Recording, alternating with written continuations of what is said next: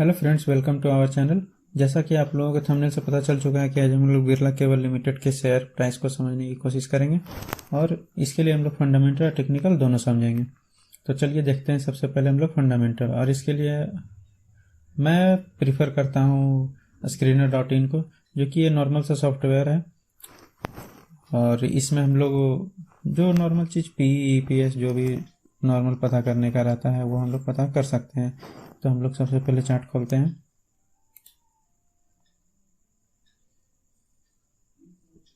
ये आ गया बिरला केबल का पेज और हम इसमें से देखते हैं।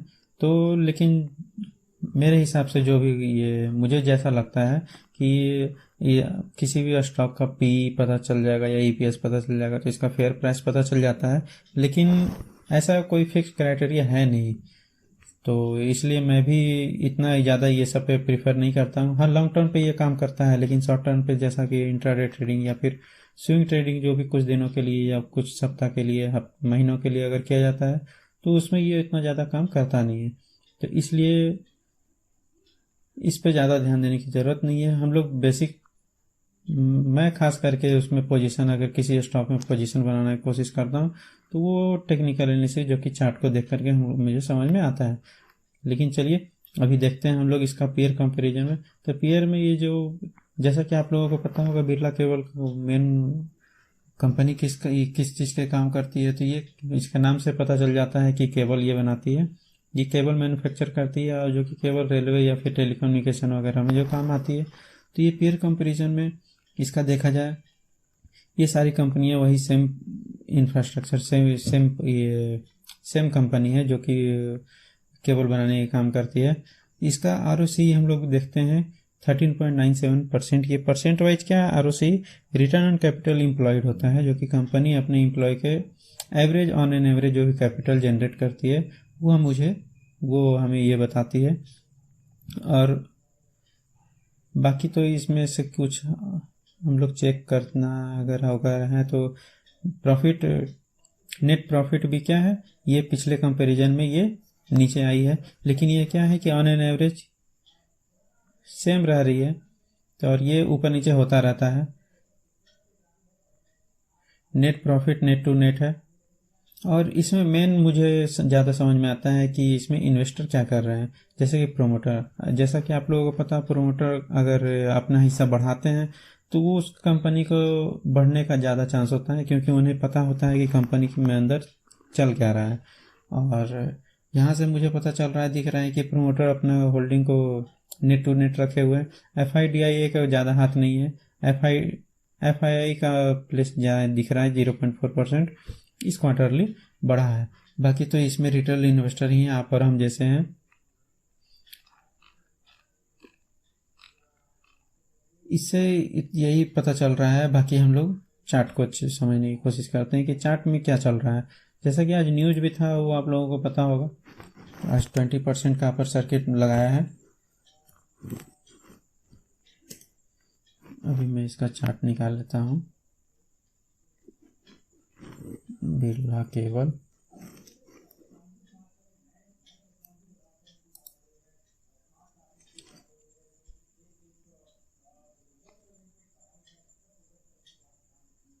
जी हाँ दोस्तों, ये हमारा चार्ट खुल गया है।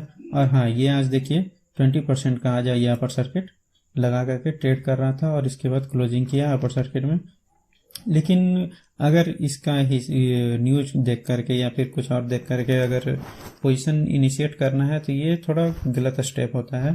क्यों? क्योंकि अभी ये 20% का अपर सर्किट लगाया है और उसके बाद फिर ये ऊपर जाएगा या नीचे, ये कोई कह नहीं सकता। तो ये थोड़ा बहुत रिट्रेस कर सकता है, जैसा कि अदर स्टॉक के चार्ट को देख करके हम लोग समझते हैं। ये हम लोग ट्रेंड लाइन जरा ड्रॉ कर रहे हैं।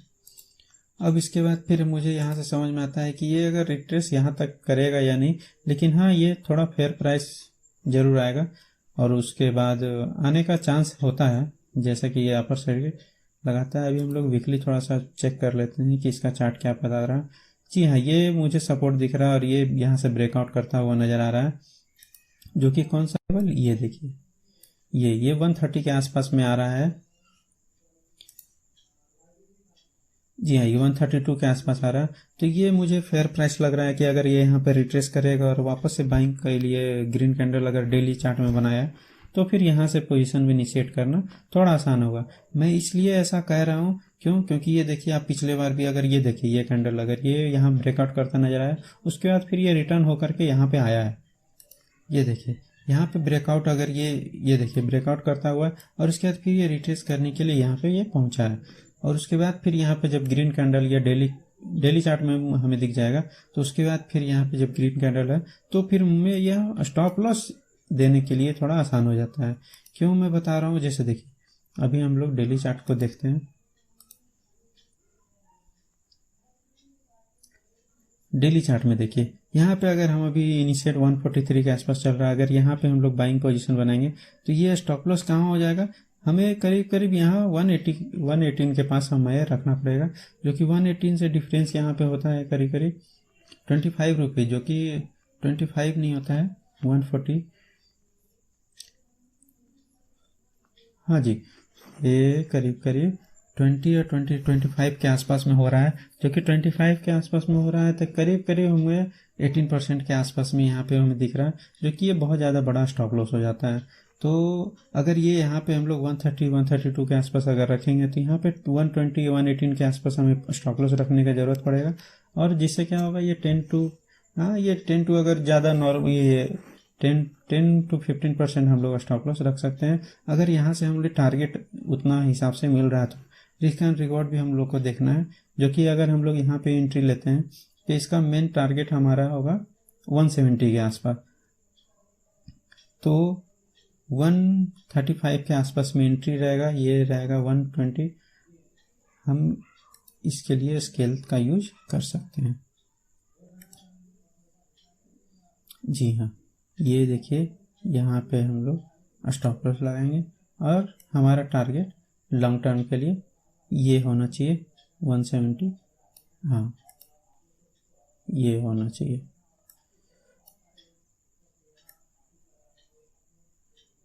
दिखाई नहीं दे रहा था, इसीलिए हम लोग इधर थोड़ा कर रहे हैं।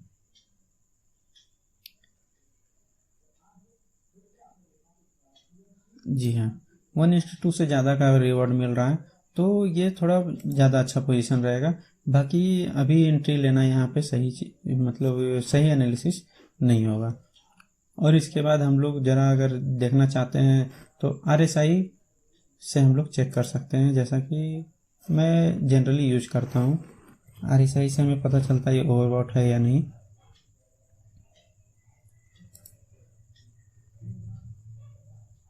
मैं उसका चार्ट को खोलने की कोशिश कर रहा हूँ। जी हाँ, ये आ चुका है। ये दिख नहीं रहा है, मैं ज़रा सा तुरंत इसका सेटिंग को थोड़ा चेंज कर लेता हूँ।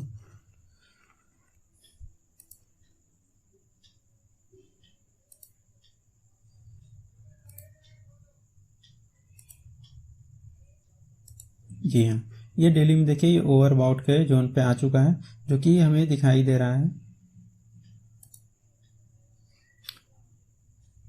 ये अभी करीब करीब 74 दिखाई दे रहा है, जो कि ये देखिए यहाँ पे नज़र आएगा।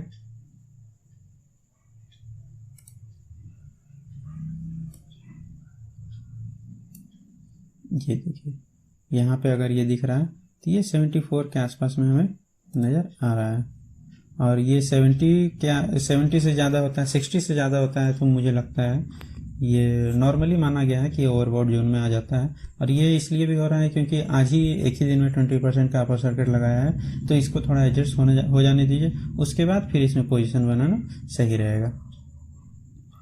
क्योंकि हमारा ओवरऑल शेयर मार्केट से हम लोग इसीलिए इसमें जोड़ते हैं, ताकि हम लोग क्या है, सबसे पहला पोजीशन क्या है कि हमें अपना कैपिटल को बचाने की कोशिश करना चाहिए। बाकी प्रॉफिट और लॉस तो होता रहता है, रिस्क रिवॉर्ड अच्छा रखते हैं तो लॉन्ग टर्म में हमें प्रॉफिट होता है। बस थोड़ा सा कुछ रूल एंड रेगुलेशन को फॉलो करते रहिए। इसमें तो मुझे बस इतना ही दिखाई दे रहा है। अब इसके आगे के एनालिसिस में मुझे और अगर कुछ नज़र आएगा तो मैं ज़रूर आपके साथ शेयर करूँगा। और अगर मेरा वीडियो आपको पसंद आ रहा है तो लाइक और सब्सक्राइब करना भूलिएगा नहीं। थैंक यू दोस्तों।